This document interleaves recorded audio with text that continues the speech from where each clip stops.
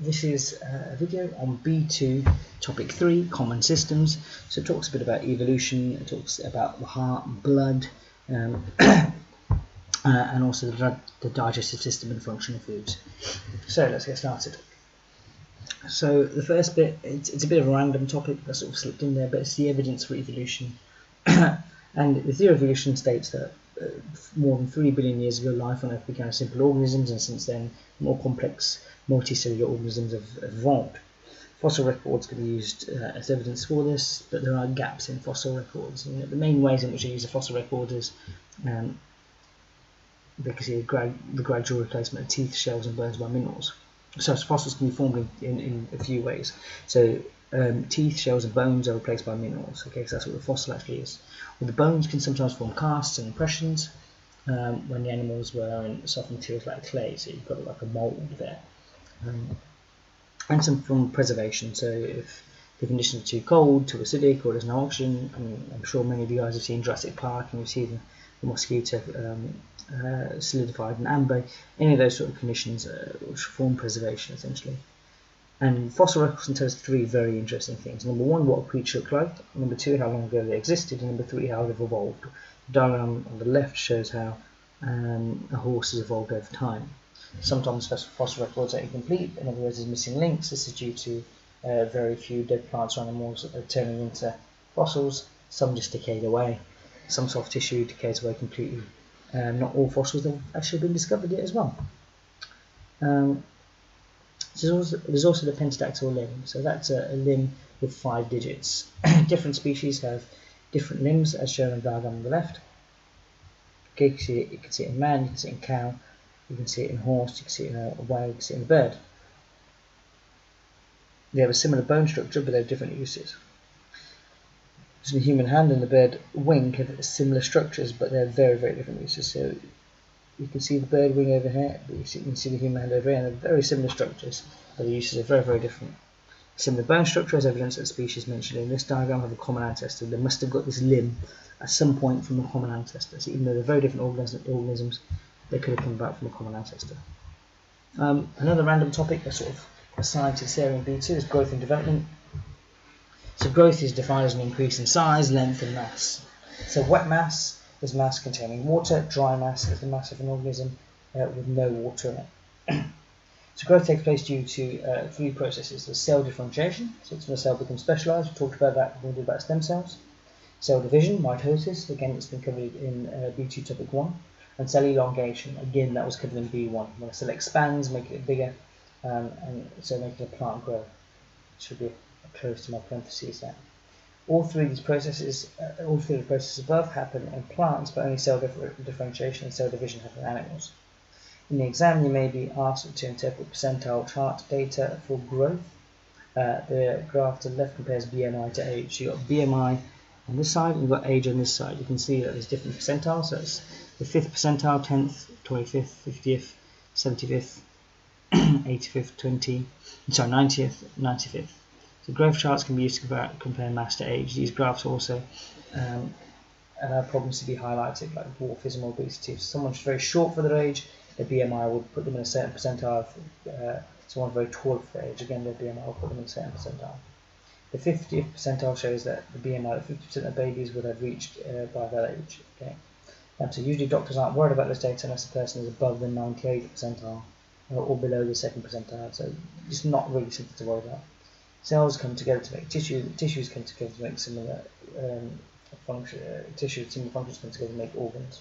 So group these organs work together is called an organ system. So that all ties this together. So we talk about the body, we talk about mass of it. Actually, what it's made up of is cells working together to make tissues, and tissues working together to make organs. So now that we've touched on organs, let's get stuck into our first organ system. First organ system we're going to talk about is a circulatory system. So let's break down the heart. You need to understand how the structure of the heart is related to its function in the following areas. So there are 4 major blood vessels associated with the heart.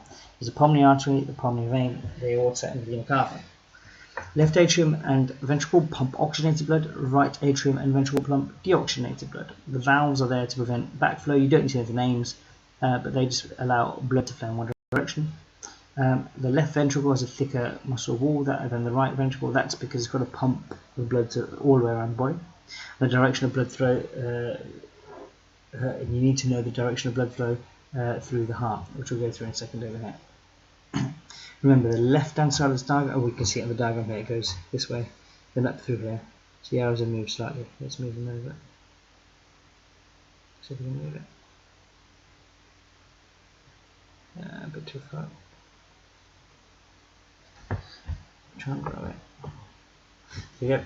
It goes down from the right atrium into the right ventricle, then up through the pulmonary artery, comes back down through the left atrium to the left ventricle, and then back up through the aortic valve. So, the right atrium of the heart receives deoxygenated blood through the vena cava.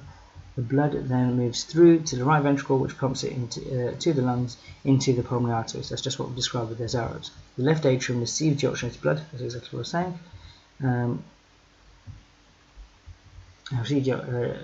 Receives oxygenated blood from the lungs via the pulmonary vein, and then passes the blood into the left ventricle. The left ventricle has a thicker wall than the right ventricle. This is because the left ventricle pumps blood to the whole body via the aorta. The valves in the heart stop the blood flowing the wrong way. Sorry, through extra blood flow shown in the diagram. That's shown there. Now, a couple of things to remember. The first thing is veins generally go into the heart. Sorry, veins go into the heart, and arteries go away. Now, generally, arteries are therefore carrying oxygenated blood because they're going away from the heart, and veins are carrying deoxygenated blood because they're going into the heart. However, you can see over here the pulmonary artery. Sorry, not that one there. Where is it? Sorry, the pulmonary veins, they're carrying oxygenated blood. The superior vena cava, that here is carrying deoxygenated blood. So those are two you do need to remember. Okay. So what about the blood itself? So that liquid part of blood is called plasma. So that's the liquid. Transports red blood cells, white blood cells, and platelets. Platelets used for clotting. Red blood cells used for carrying oxygen. White blood cells used for defense against infection, part of the immune system. So let's go through each one in detail. White blood cells for the immune system, and platelets for blood clotting are not actually involved in transporting materials around the body. That's what the red blood cells in the plasma do. Blood plasma is a yellow liquid which transports all the blood cells and other substances around the body, like carbon dioxide produced in the organs or oxygen that's been taken into the lungs. It also moves urea from the liver. That's right. It also removes urea from the liver, hormones from the glands, antibodies, antitoxins produced by the white blood cells. So it's that sort of is the plasma. That's the bulk. That does the bulk of the work. It carries everything around the body. It is red blood cells that give the blood its red colour. The red blood cells are the most common type of cell in the human body, and they're found there are around 5 billion in a cubic millimetre of blood. So if you have a millimetre by millimetre by millimetre of blood, it's got about 5 million red blood cells in there. So the function of it is to pick up oxygen from the lungs and deliver it to the cells and tissues where it's needed. So we've got certain adaptations to allow them to do this well. They have a biconcave disc shape, so they're shaped like biconcave discs. Just a disc that's been pushed in at both sides. So if you imagine like a Pringle shape, almost. So this increases the surface area to volume ratio over which diffusion takes place. It means it can take oxygen quicker and more of it as well. It's being packed full of hemoglobin, so it can carry more oxygen. It doesn't have a nucleus. That's more space for diffusion, more space for hemoglobin. So hemoglobin, is a large molecule folded around 4 iron atoms. In an area of high oxygen concentration, hemoglobin can react with oxygen to form oxyhemoglobin. That's that bright red colour that you have in your blood. Oxygen is delivered to red blood cells by red blood cells where it's needed. By the way, it is done via the reverse reaction of formulation of oxyglobin. Okay, so essentially, how oxyhemoglobin is made, the reverse of that is done for how it delivers oxygen. It happens when oxyhemoglobin arrives in an area of low oxygen concentration, and then diffusion happens. It goes from where there's high concentration, oxyhemoglobin, to where there's low concentration, the cell. Hemoglobin, after the reaction, is purple. It can go deep red colour as well sometimes. And that explains the colour of veins, because hemoglobin are made from iron. A lack of iron can result in anemia, making you pale and have no energy. This is because your body cannot make enough red blood cells and cannot carry enough oxygen around the body for your needs, so you're constantly feeling tired. White blood cells digest, and digest is the key word there. Please make sure you're using that word digest when talking about white blood cells. They digest unwanted microorganisms. They produce antibodies to fight off microorganisms and antitoxins to neutralize toxins. A low white blood cell count can leave you at risk of infection. Platelets clot blood, as I mentioned before. They're like small fragments of cells that stop blood pouring out of wounds and infections getting in. So it means that you don't get even more ill, or you don't get infected. A lack of platelets can cause excessive bleeding and bruising, and also being more susceptible to infection. So let's talk about each of these vessels in detail. So arteries carry blood away from the heart, as I mentioned before. That's usually oxygenated blood, again with the rule that I mentioned before, the exception to that rule. When you feel your pulse, that is the artery stretching as the blood is forced through them and returning it back to their original shape. So the walls are thick, you see that here. They're strong and elastic to cope with this high pressure as the blood goes through it. Veins carry blood towards the heart. Okay, they're usually low in oxygen and hence are deep colour, or a deep purple or red in colour. So there's no pulse in the veins, but they do contain valves which prevent backflow of blood. It's generally going up the body, so blood's not flowing backwards because of the valves. They have a larger lumen, so that's the whole of their arteries, so that the blood continues to flow even though the pressure is not so high. So remember, on the way back the pressure is not going to be so high, so they have a large lumen to cope with that. And the final one is capillaries. They're very, very thin. The walls are single cell thick. They're a tiny vessel with a narrow lumen. So capillaries are found in junctions between arteries and veins, and they in huge networks. There's loads of arteries altogether. And that single cell thick means they're very permeable, so substances can diffuse in and out of them very easily. That's where food and oxygen, in other words glucose and oxygen, go into the cells, and carbon dioxide leaves through going into the capillaries as well. It goes in and out easily because of the fact they're only single cell thick, making them easy for diffusion. Right, so now let's move on to the digestive system. So there's a picture of the digestive system over here. Make sure you know where all the labels are. I mean, pancreas is one that's often got wrong, the liver, the small intestine, the gallbladder has been asked a couple of times, but make sure you know. So let's go through the parts of the digestive system and the function of each. So the mouth moistens food with saliva, contains amylase, which is an enzyme that breaks down food. Generally, that's where you make food into like a ball-like shape before it being swallowed and going down your esophagus. So your esophagus is a tube that takes the food from the mouth to the stomach. It contains muscles that contract to move the food along via the process of peristalsis. I'll go through peristalsis in a bit more detail. The stomach, well, that pummels the food, so it's muscular walls, it bashes the food around, and it also produces the enzyme pepsin as a type of protease enzyme, so it's going to break down proteins. So hydrochloric acid is also produced to prevent to kill bacteria, preventing infection, as you should know from C1 and B1, and also provide the correct pH for the protease enzymes. That's about pH 2 acidic conditions. So remember, that's from when we did about enzymes in B2 topic 1. So you can see that everything's starting to get stitched together now that we're approaching the end. The small intestine, large intestines. Okay, so small intestine is where the protease, amylase, and lipase enzymes are produced. Again, they're produced there. Food is absorbed out of the digestive system into the small intestines. Within small intestine, sorry. So small intestine is where the food is absorbed out of it. The large intestine absorbs excess water. Pancreas, that's where protease, amylase, and lipase are produced. The liver is where bile is produced. So this neutralizes that stomach acid that helps to emulsify fats. So essentially that acid from the stomach that might have carried through, or has carried through, is now neutralized. The gallbladder is where the bile is stored before it is released into the small intestine. The breakdown of food is sort of catalyzed by these enzymes, so these enzymes work as catalysts. So starch and proteins are fats, big molecules. They can't pass through the walls of the digestive system, so they're broken down into smaller ones which allow them to pass through. There's carbohydrates, like amylase, they break down starch into sugars. There's proteases, like the one mentioned before, pepsin, that digest proteins into amino acids. and there's lipase that digests fats into fatty acids and glycerol, and each of these on the right hand side, they can pass through the walls of the small intestine.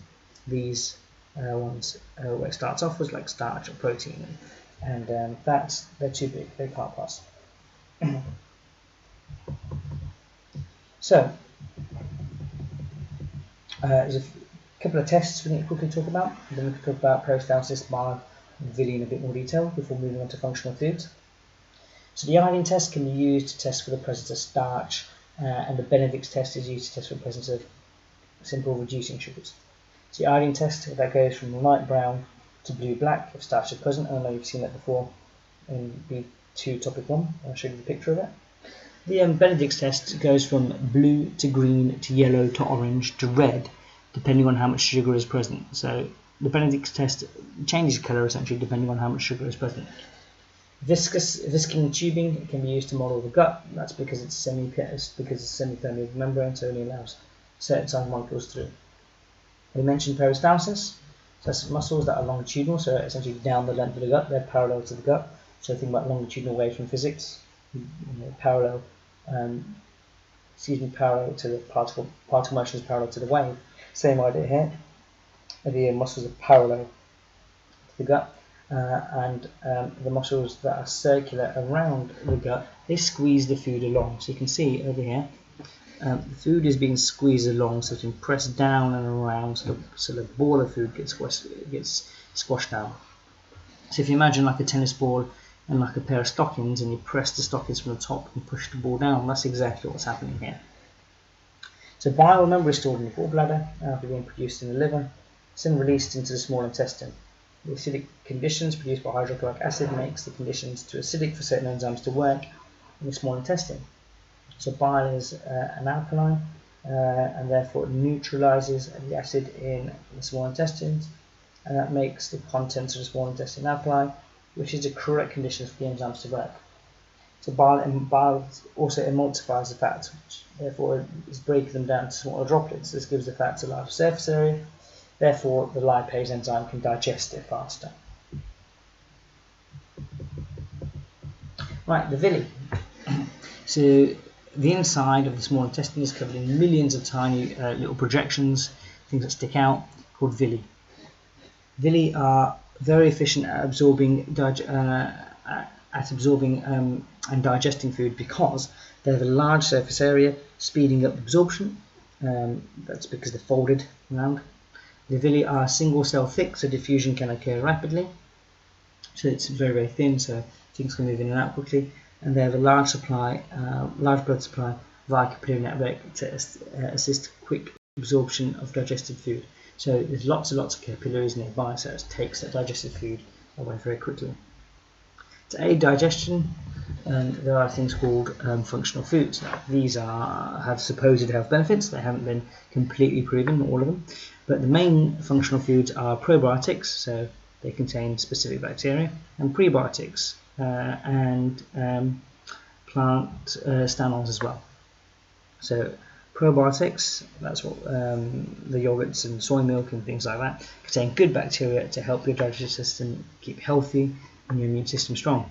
Prebiotics, so that's in like oats and leeks and onions, are carbohydrates that we cannot digest.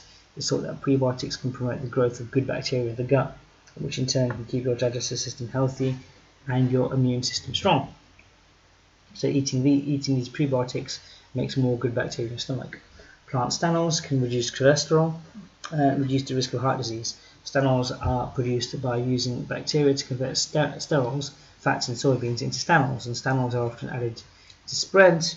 Not all of these supposedly health benefits can be backed up by scientific data. I mean, stanols has got some heavy scientific data behind it, but the others, bifidobacteria and lactobacillus, generally don't.